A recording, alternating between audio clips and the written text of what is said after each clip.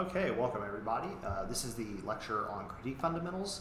I'm going to assume that we're operating on the negative position. You can take some of these tips and you can definitely apply them on the affirmative. However, critical affirmation is definitely its own separate lecture.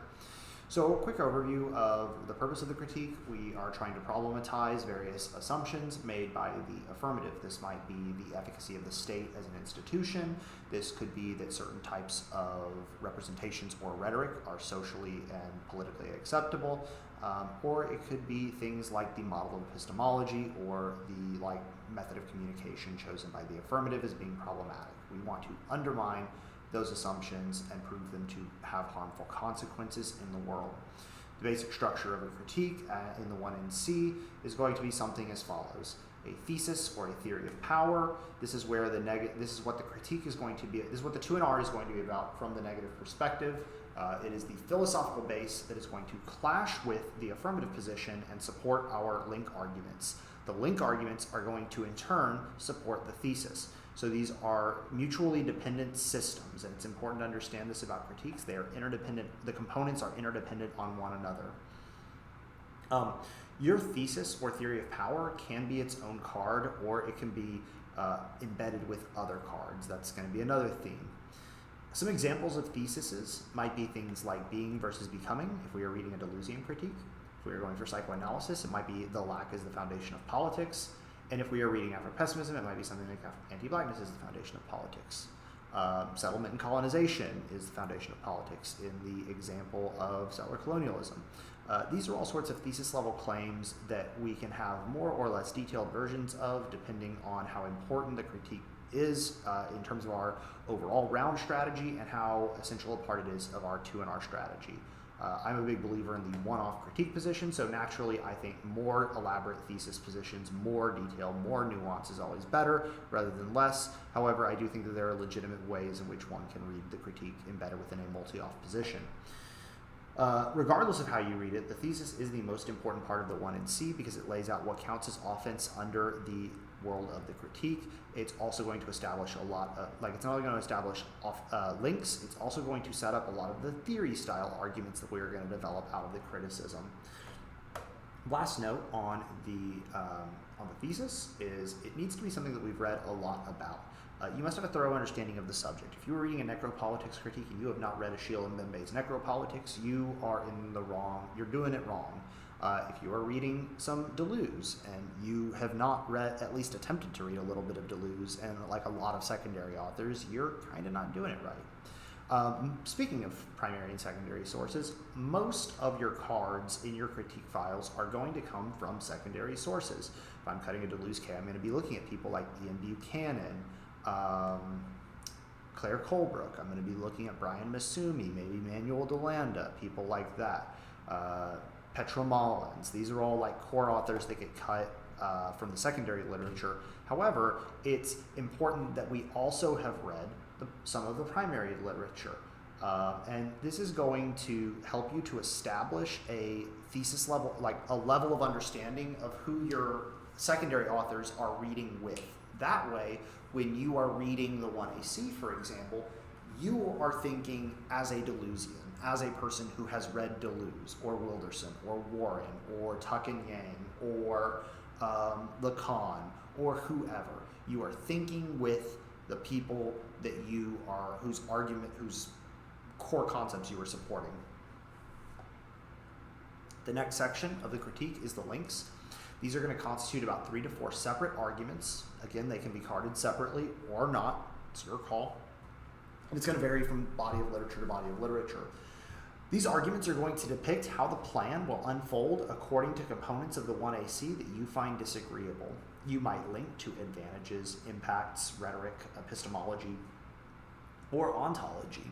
Ideally, you would have links to multiple different sections of the critique, and we will talk more about that when we talk about the rebuttal speeches.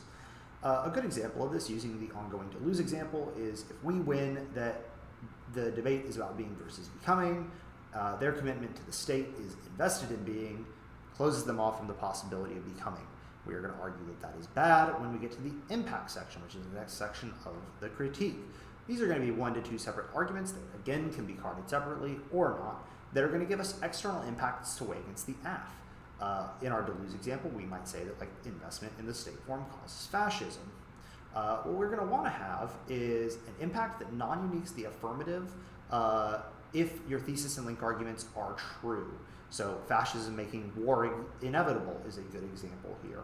I personally am quite fond of climate change impacts because they naturally lend themselves to this sort of thing.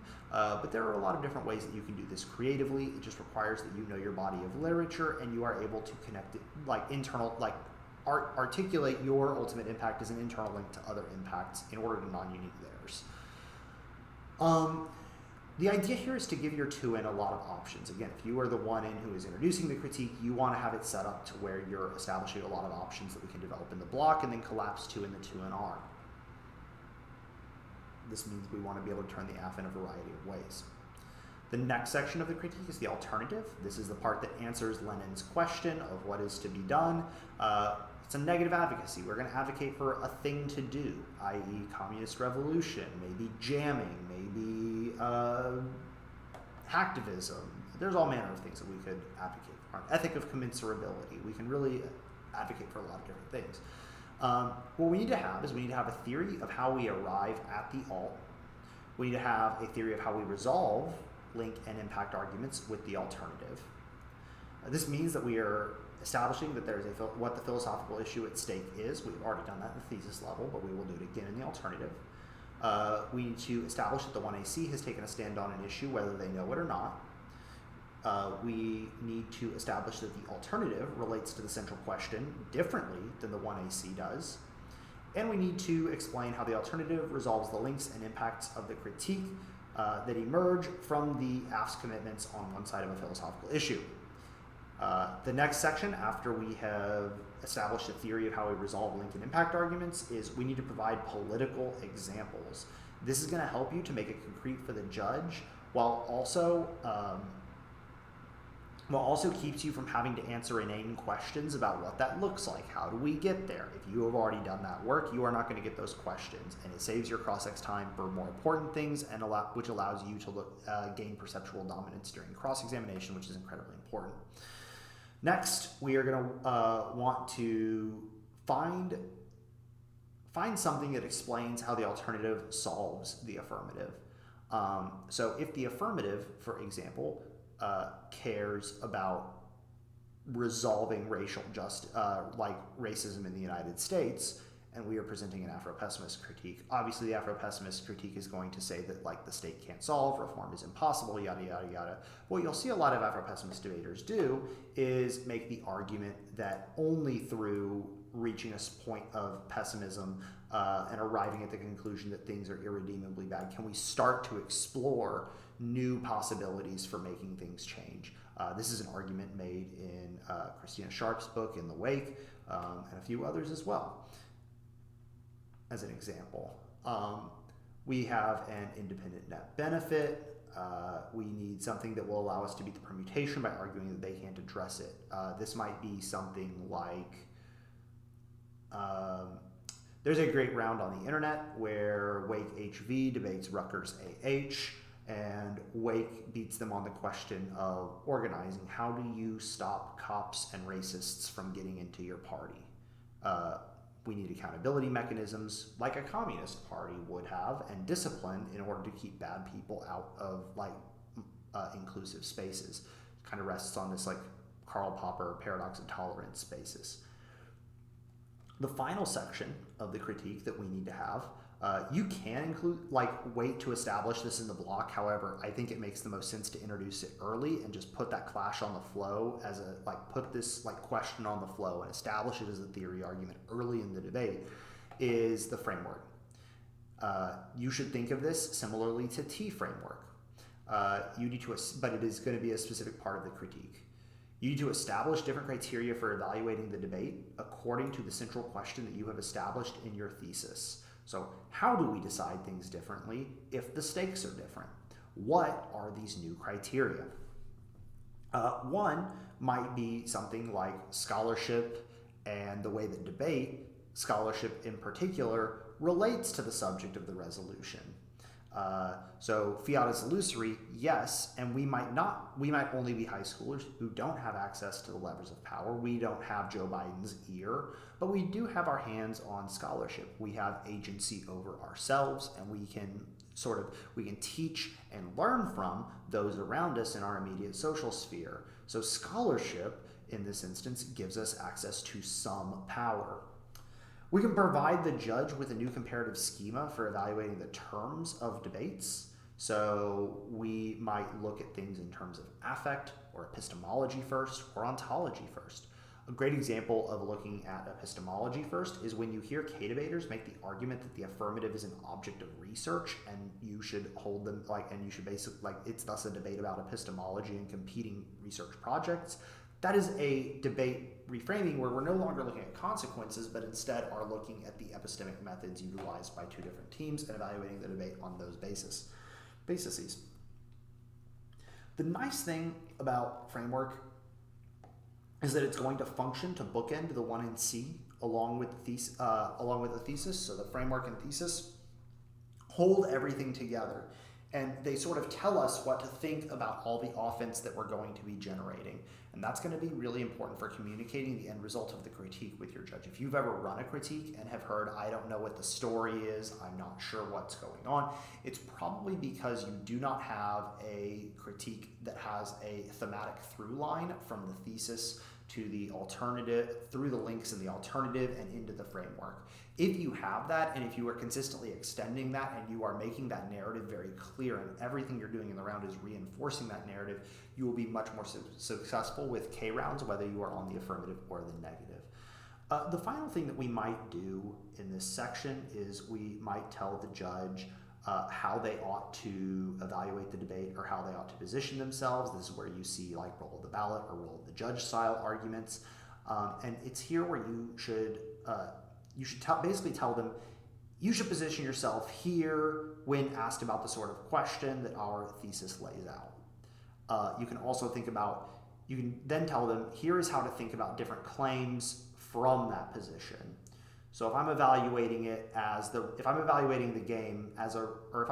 debate as a referee of a game, that is a very different role and a very different set of evaluative terms than I would use if I am sort of like a critically engaged citizen, or I am an educator who is tasked with helping people to think through intractable problems that we might have. So those are the parts of the critique, and that's going to be our setup. So understanding what each of these parts are for is incredibly important. The next section I want to talk about is how to approach pre-round preparation and 1AC cross-ex.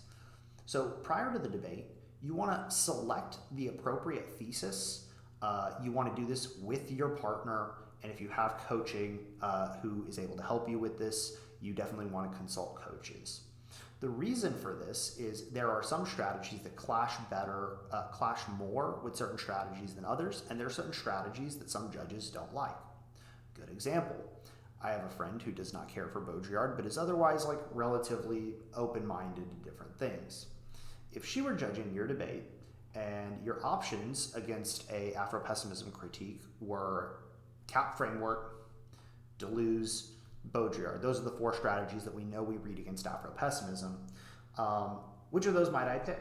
Well, I already know that my friend doesn't know Baudrillard or doesn't enjoy judging Baudrillard debates, so we're going to remove that option because that's unhelpful. But we still have quite a few options. We have Deleuze, we have CAP framework, and I do not recall the other ones, but let's say it's between Deleuze and CAP framework. Now it's a question of what's better against this opponent. They're reading a KF. They've probably heard the CAP framework debate many, many more times than they've had to debate Deleuze. So I think probabilistically, Deleuze is the better option. Also, I think there are just more points of clash here. So we can correctly identify that that is the ideal central question. And from there, we can start building our 1NC, and we can start selecting the correct arguments to go in the block, and we can start planning our ideal 2 and R collapses, and we can start planning for some contingency collapses as well, which is going to be really important.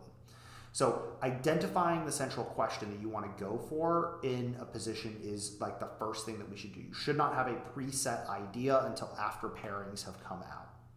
You can have some ideas, you can have a narrow list, but like you should always have contingencies. If, for example, Baudrillard is your go-to, you feel more comfortable with that, but you realize your judge hates Baudrillard, then you might need a position to collapse back to.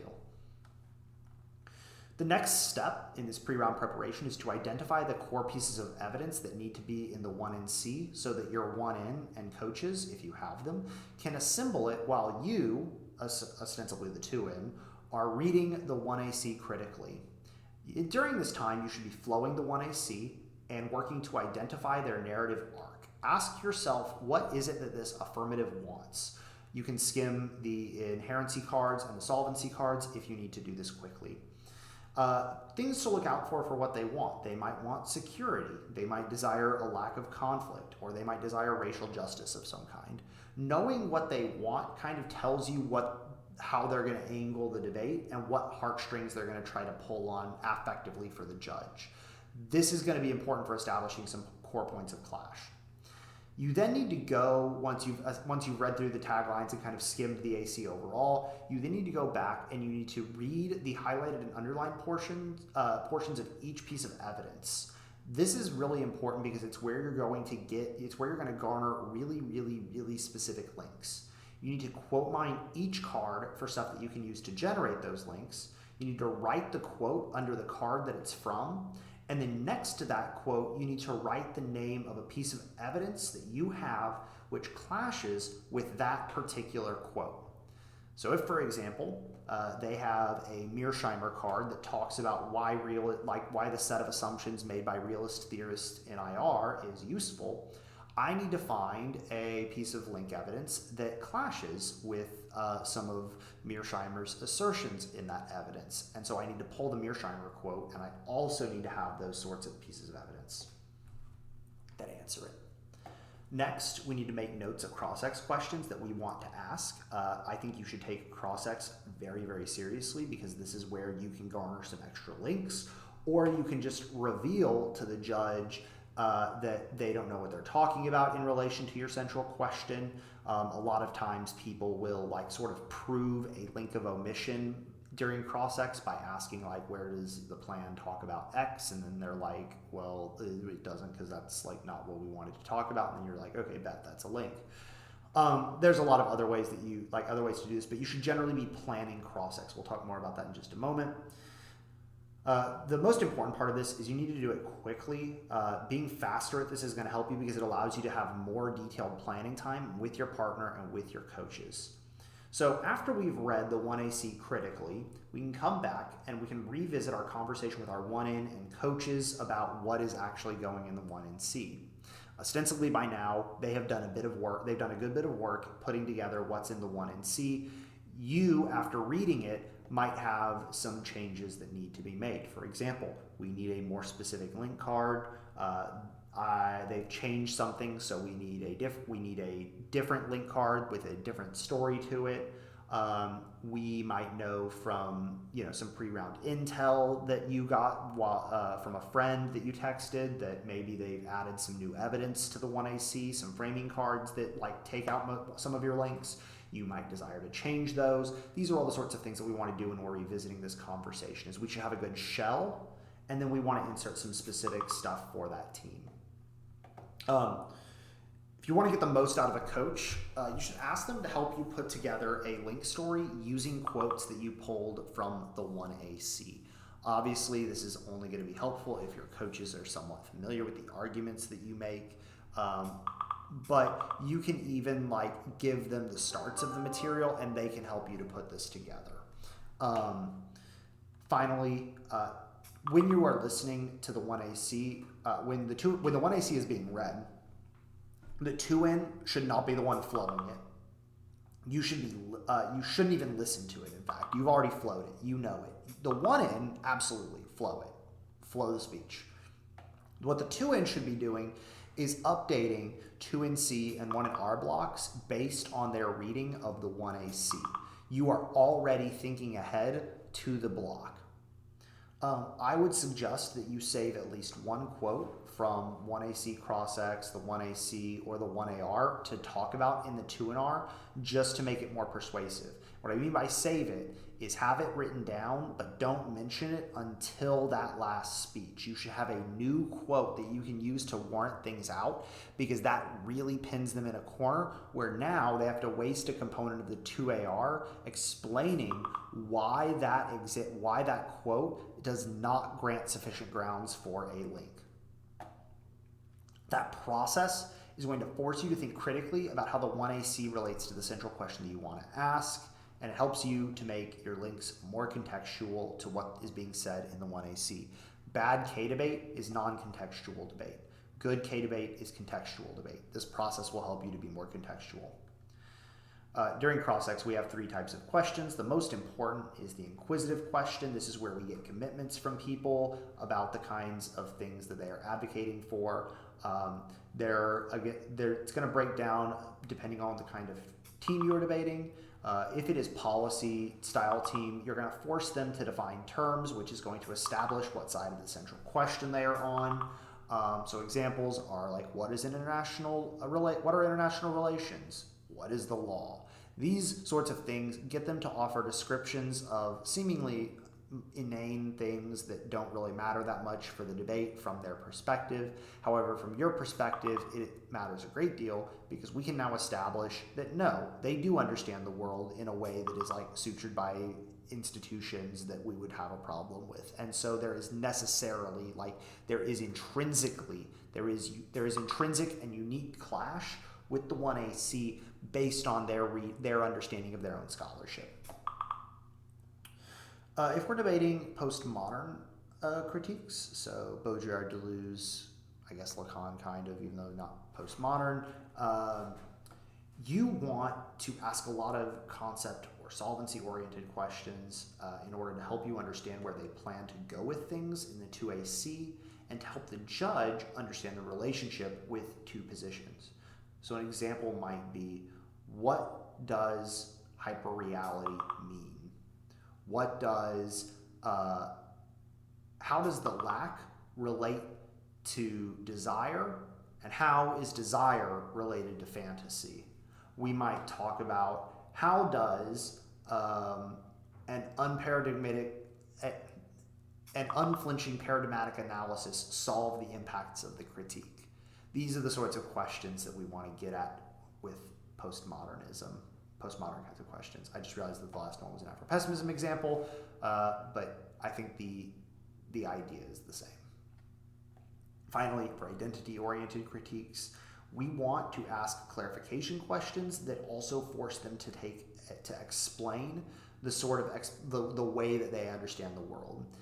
The example that I have here is, if we ask them to explain their understanding of racial injustice in America, they will either give us a historical, sociological, or ontological answer. Those answers are then going to help you and the judge know what direction they are going in, so that you can directly anticipate them.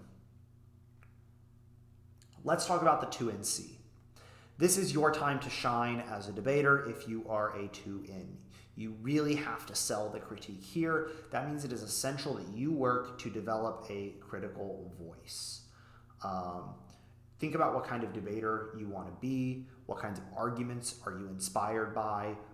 What kinds of debaters are you inspired by? Do you like being more technical? Do you like being more rhetorical and poetic? Regardless of what you like, you just need to kind of think about this, and how do those style considerations affect your strategic considerations? This should especially show through when we read overviews. There's 2 ways to be an overview. You can do the short and sweet policy style, where we say that the critique outweighs and turns the case, and then we do a bit of analysis on that, and then we handle the rest of the critique debating on the line by line. I think that this is fine. It's very fun, and it's very quick. Especially judges who don't like overviews will be especially appreciative of this style of argument in the overview. If you are somebody who fancies yourself a little bit more poetic or fancy or rhetorically minded, you can adopt a more poetic or rhetorical style. You need to think about what comprises the central question, and maybe start with a rhetorical flourish of some kind, something poetic or a quote that illustrates your point. If anybody is interested, one of my favorite debates to show is the 2017 TOC finals where McDonough debates Peninsula. It is a phenomenal debate for illustrating how a more poetic introduction to a position can actually help you quite a bit. The most important part of an overview is that it needs to expand on the philosophical importance of the thesis, and it needs to establish what the question of the debate is. You should use phrases like, the first and last question of the debate is, surely the only question that matters is, something to that effect. Everyone, including judges who know the literature, are going to appreciate it if you help them out a little bit. This means that you need to handhold people and to help them understand. Repetition is good, simplification is good, central examples that will come up and be relevant through the debate are important because they make what you are doing concrete and they give the judge the opportunity to make sense of what is happening. Finally, on overviews, you should think of it as teaching a non-debate person about your argument. It should make sense. Overviews that are both long and complicated are losing overviews. They should be a minute, 45 seconds to a minute tops, and they should be relatively short and easy to explain. They should also be slower. You should not spread through the overview. You should maybe not talk at a conversational pace, but certainly talk at a more intelligible pace than your average spreading voice. I've already talked about the importance of repetition, but you really do need to establish a refrain that positions you on a particular side. That's going to be incredibly important. Finally, you need to start towards the end of the overview to give implications for that thesis claim. So it's going to get debatey here. If we win our thesis about X, that has Y implication for the debate. If we win that blackness is ontological and is structured by the libidinal investments of white civil society, then X. Then that means that policy options can't fail, and whatever the implication of that is, we can continue to go on. When we think about our implications, we need to also think about what does the thesis do to the 1AC in terms of debate. It's going to help you set up 2 and R's. Okay, now let's move on to the link level in the block, or in the 2 and C. You need to tell the judge the number of links that you have at the end of the overviews, and that each of those are disadds to the affirmative that can outweigh and turn the case. So the way I like to see this done is just read the overview, get to the bottom, and we'll say there's 4 links. There's 4 links to the AF. First, second, third, fourth, and then we can just go down the list as implicating all of them. I have taught recently with somebody who took all of their links and formatted them like disadds, where they wrote out, here is the uniqueness claim we will make about this particular link. Here is here's the quote that connects that back to the affirmative. Here is how that sort of creates negative. Here is how that negatively impacts the world as an internal link, and then here is the ultimate bad thing that happens as a result of that. Might be climate change, might be structural violence, it might be something a little bit more nebulous depending on your literature. So once we have started to think about links as disadds, you can do it with that structure. I would suggest naming them as disadvantages. So for example, my team had a link that we called the Guardian Liberalism disad. I don't really recall what it's about, but I remember the name. You'll sometimes hear people refer to things like footnoting disadds, erasure disadds, hollow hope disadds, settler move to innocence. I'm trying to think of other names, but that's about those are some big ones. The point is we want to have a snappy name that's easy to remember for our judge. So we could say there's a necropolitics dissad from our Mbembe evidence. We are then going to theorize and unpack the terminology. We're not going to talk about the AF just yet. What we're trying to do is sell the judge on the basic terminology that we have established in terms of talking about the issues at hand. So necropolitical formations pick up where Foucault left off with biopolitics. Instead of a society that makes live and lets die, necropolitical formations create a society that makes live and makes die. That is what we mean by theorize about the name of the dissad, or the link, sorry. This can be more or less philosophical. They just need to be distinct and they need to be varied. So it can be very practical, very pragmatic, or it can be very navel-gazy and philosophy-y if you would like that.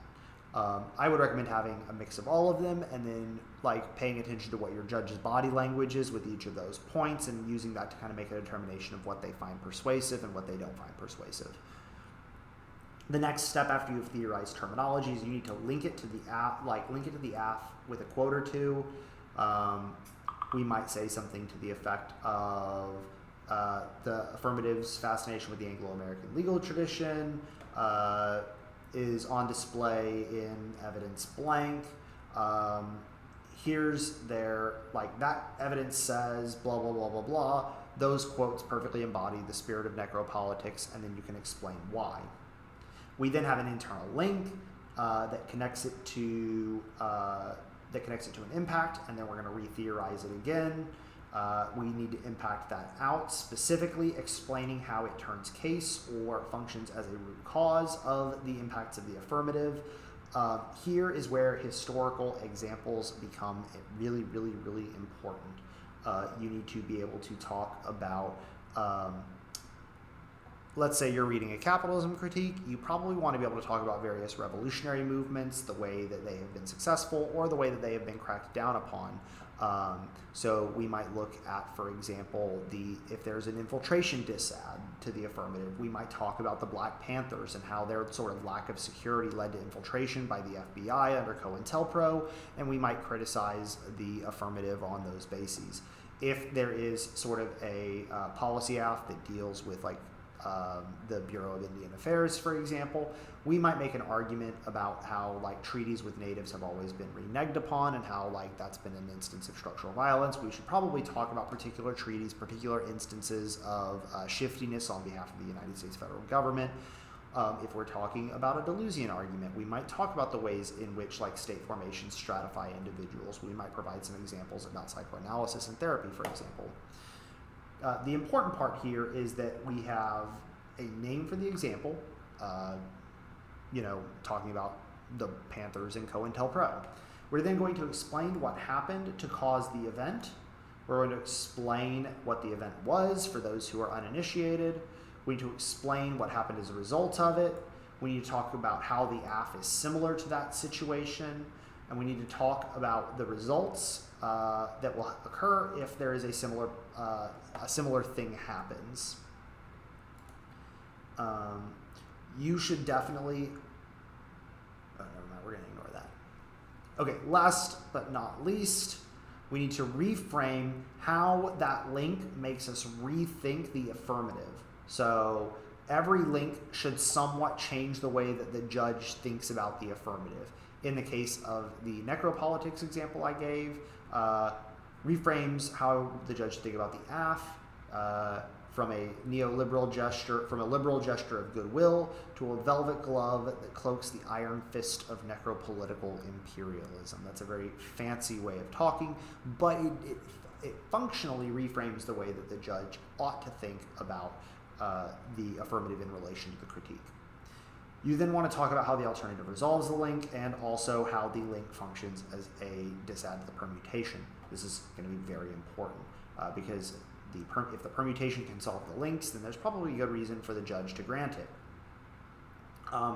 You should have 2 to 3 links, each of which has different impacts that it works towards. It's very important that you have a diverse range of impacts because if your opponent can just win that those impacts are outweighed by, say, extinction, or that those impacts don't matter relative to a particular question that they have asked in a critical affirmative, then they have just mooted all of your offense and there's not very much you can do about it. Diverse offense allows you to maintain competitiveness. Yeah. At the end of the day, the evidence here is going to be your guide. So whatever your authors talk about, those are the sorts of things that you should look at. It amazes me that my debaters will have read a lot of books, but they will not bother to listen to music or watch movies that get referenced in the titles that they're thinking, or that they're reading. There will be reference to historical events, and they won't take the time to Wikipedia what that historical event was. These are the sorts of things that we might do that are really important.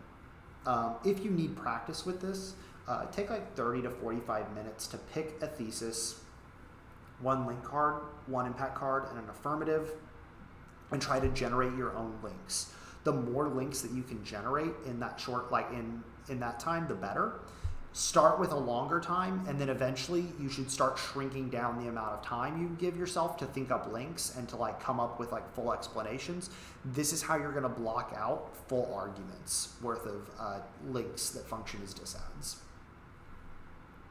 Next, on the framework section, we need to start by repeating the nexus question of the debate. Remember, framework is intrinsically tied up with the thesis claim that we have made. This is going to, one, give the judge a sense of what the debate was going to come down to. Secondly, it is going to, if you do this correctly, it will function as a useful repetition where the phraseology that you used when stating the thesis claim in the 1NC comes up in the overview, and then it comes up in the framework section again. It is important here that we understand that we are asking the judge to decide between two different visions of what the ballot can do. This is a theory or a model of debate style argument. One, we're putting the question in the judge's head. What are we here for? What are we in the room to do? What does the central question, or what does the adjudication of this thesis level claim do for us, for the world, for you as an individual judge, etc.? These are all important things that we want to be thinking about. So maybe the judge votes for the best political strategy to reduce violence. Maybe the judge should vote for the best descriptive grammar to explain gratuitous violence of anti-blackness. Maybe the judge should endorse the debater who best renders debate incomprehensible. These are all possible sorts of framing mechanisms that we can use for how the judge ought to evaluate things. At the end of the day, we are trying to implicate the judge within a system that does violence and making them think about how their evaluation of this particular round relates to that broader system of violence. This sets up a moment for nice judge instruction where you can start to tell them how to think about the most important arguments in the 2 in C, the 1 in R, and the 2 in R. Those questions that you're putting in their brain, that's the starting point for judge instruction. In terms of the standard debate for a lot of these framework things, you need both critical and policy-making reasons for why your model of debate is better. Some critical reasons might be things like agency, critical thinking, and activism. Policy reasons might be things like why your model is in fact better for fairness than plan-focused debate.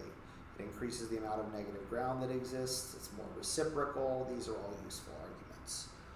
We can argue that it's good for education, like we can force the AF to have robust defense of their scholarship, or we can hold them accountable for biased scholarship. These are useful angles that can not only be helpful for setting up these sort of theory or model of debate arguments, but they can also sort of lead you down new avenues of exploring new link arguments as well. We need to answer and turn the reasons they give to prefer their framework. Most people are going to understand this in terms of predictability and ground, so as what establishes good clash. So you should be prepared to talk using those terms. You can argue that their debates lead to sort of silly questions of process and debate theory that don't care about larger problems in the world. Does the quibble, according to our central question, Does the state versus the federal government, does the states versus the federal government doing something really matter all that much? Are process counter plans really useful in a world that is like fundamentally like structured by settler colonialism? Probably not. Like, process is probably not the most important thing, given that is true. So we need to sell it as such to the judge.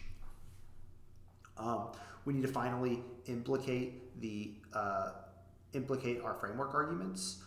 This means we tell the judge what voting negative means or does. Scholarship is always going to be first. Magnitude-based impacts are usually going to be pretty bad. Ethical projects are going to be the most important.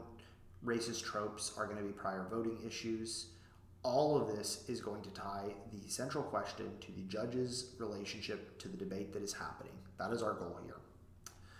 Some final notes before we move on to talking about the alternative and the permutation. All framework is theory.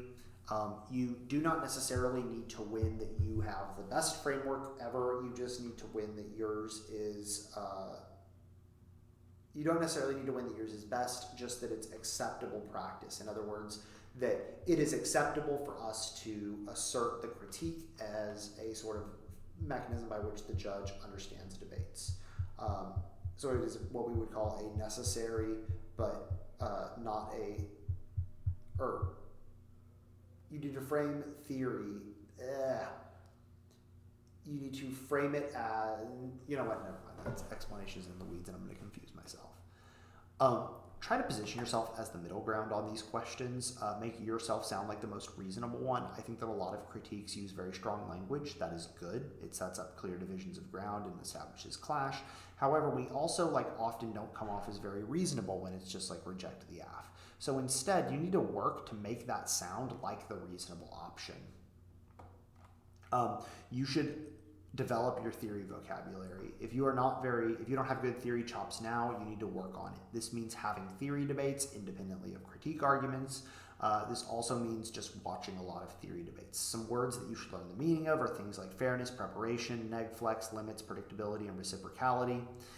You should talk about the distinction between how our model relates to questions of education and political subjectivity.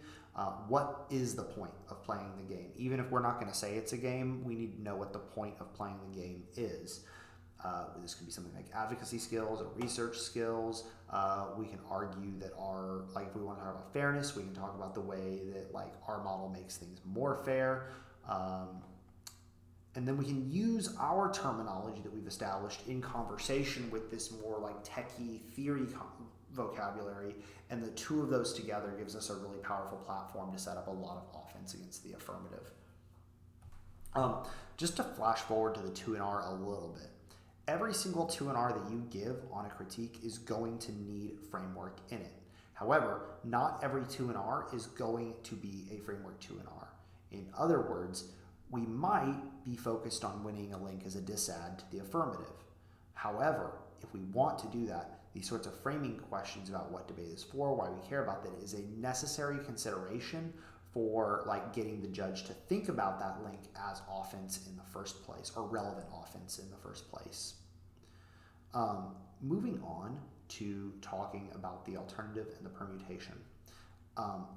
We need to explain what the alternative is. Ideally, it has a name of some kind, like communist organizing, or unflinching paradigmatic analysis, or an ethic of incommensurability, or jamming, or hacktivism. These are all good names that we can use. We then need to explain how the alternative works. What does communist organizing look like? How do we theorize communist organizing? What are historical examples of some political why is this politically affectatious? What are some examples of this thing working?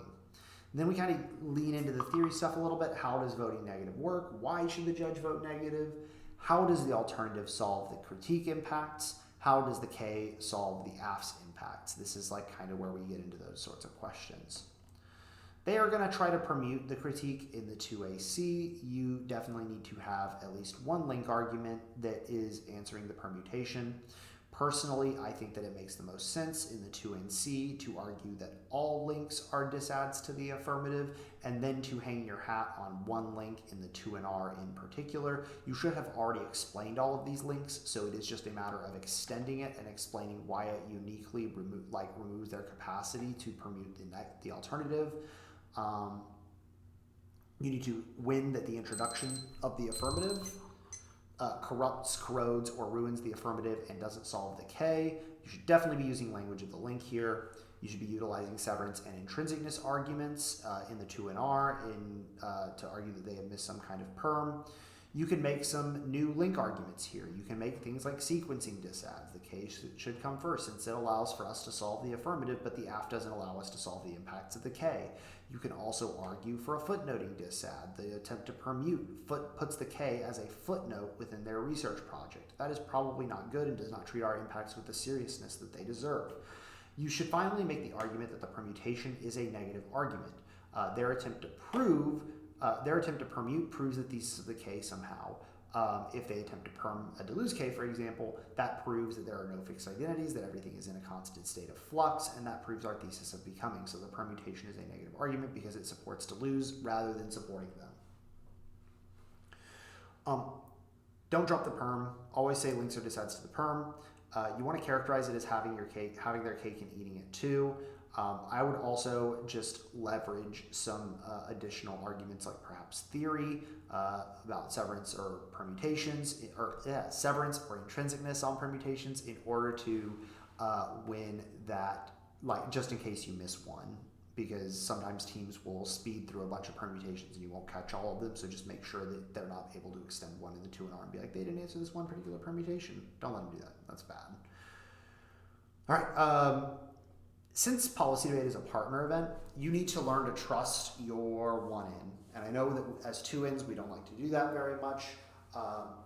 So it's important to trust them. If you're a 2N, give them things to do during prep time. Like allow them to prep something. It might be case stuff, and if that's what it is, then that's okay. If it's more theory type stuff, that's okay. If they take the alternative and permutation stuff, that's okay. Give them that as a project to do. They need stuff to do. So let them take important arguments that you could potentially extend in the 2NR. As the 1N, you need to listen to 2NC cross-X and steal some of the language from the 2NC. This is going to be really important because you want them to sound thematically consistent. If you're talking about the same kinds of things, if you're talking about the critique or arguments that sort of connect back to the critique in a way, you want to be using consistent language throughout. Repetition is friendly. Yes, absolutely. You need to answer 2NC cross-X questions at the top of every speech, especially the good ones. A good 2A is going to try to disrupt the fluidity of the block by asking questions that the judge is not going to have clear answers to. So by answering those questions at the top of the 1NR, you are helping to edge back against the judge's skepticism that a competent 2A will be able to put into their head. You should modularize your flows, i.e. break them up into different components. So for example, I would suggest having one section, a separate sheet for K-framework, and separate section for the disadds that you're reading against the affirmative, and you should also have a section for the alternative and a section for the permutation. I combine the alternative and the permutation sections. One of the people that I'm teaching lab with this week is a big fan of just having all of the K except for framework on one sheet. It really is a matter of personal preference, but doing something where you are treating parts of the flow as different modules will allow you to make a wider variety of offensive claims and to reorganize them in a way that allows you to reorganize them in a way that is useful to you. This further enables you to raise the level of specificity at each module, which means that they have to rise with you or lose. That's all I have on the 1NR. Finally, for the 2NR, we need to start with how we set this up in the block.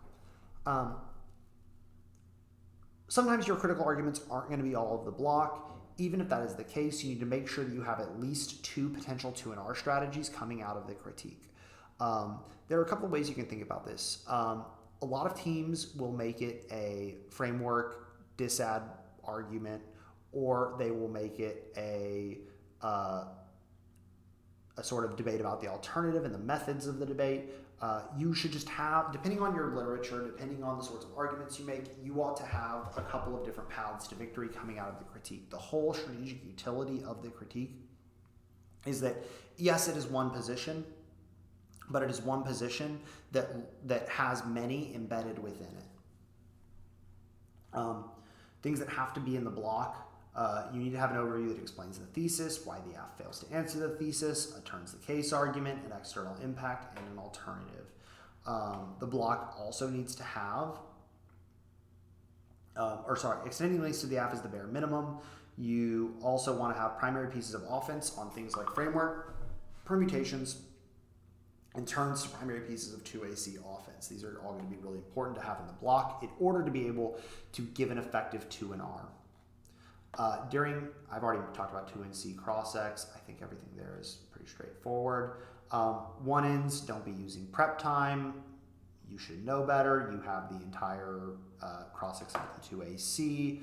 You have all of the 2NC. You have all of 2NC cross-X. You have a very long time to prep. You really do not need extra, so don't be taking that. Most of your prep time for the debate is going to come before the 2NC and before the 2NR. Sorry, 1-ins, you don't get a whole lot of it this debate. Even though the 2-in is taking most of the time, they should still be giving the 1-in stuff to do. If you are a 2-in and your partner is just sitting there twiddling their thumbs, not doing anything, you are not putting them to good work. Like, you're not putting them to work and are not making use of them. And that is bad. You should be doing that. Okay, into the 2NR proper. We should start with an overview that begins with the thesis level claim, explain how it undermines the logic of the affirmative, especially their arguments. We need to highlight a specific link argument. You cannot go for all of them. You must choose. Going for everything is bad. Don't do it. You need to extend a top level link and impact it out. You need to explain how that link functions to turn the case and generate an external impact that outweighs the affirmative impacts. We should also explain how the alternative could potentially solve those things. We then need to go on to answer AF framework by extending a link that is specific to the AF framework arguments. We need to extend technical theory arguments like severance and permutations, or things about like why policymaking is bad. We need to apply the K and or alternative within the AF's framework interpretation. We need to prove that it is necessary but not sufficient condition to win. That means that they can win framework, but they don't necessarily win just because they win framework. So we need to have an explanation of even if they win framework, they should, like, there are still a path for us to win. You should be attentive to how this interacts with other theory arguments. When extending links in the 2NR, we want to extend a link or two, but we don't want to stretch ourselves too thin. Arguments that are counterintuitive and jargon heavy. Oh, sorry, never mind. I'm reading something that I shouldn't be reading just yet. For each link that we extend, we must explain how it turns the case, how it generates an external impact and outweighs the AF. We need to mock there are no link arguments because it's rather silly that they're asserting that, oh, we don't link to the critique, everything links to the critique. You also don't necessarily need to do this in a mean way.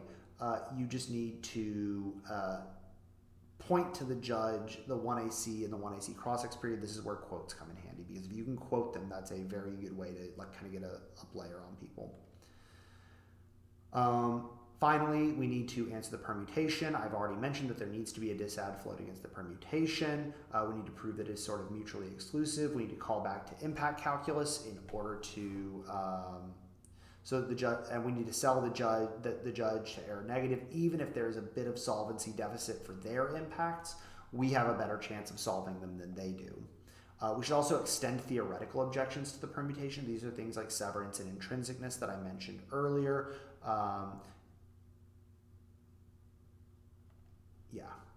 Finally, we need to answer the remaining AF offense. So start with quick defensive replies, pick out of as much offense as you can, highlighting the irrelevance of their arguments, Explain why your impacts outweigh these arguments. You should be dismissive of offense that the AF cannot solve, that the critique can't solve.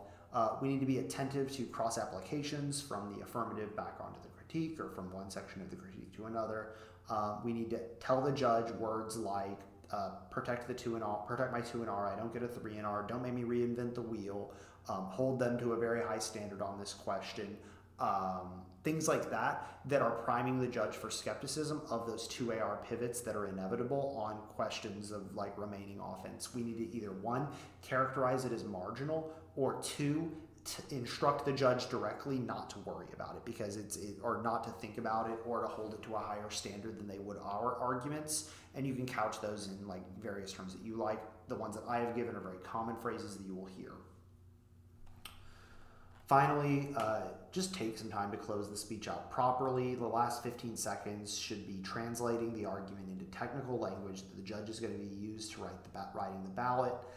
You want to preemptively reply to 2AR framing, and that is an overview of the fundamentals of K-debating on the negative. If you have any questions, you can reach me through the Discord. I'm more than happy to answer them via text. However, please permit me a slight delay as I'm teaching at another camp. I hope you all have a great rest of your day.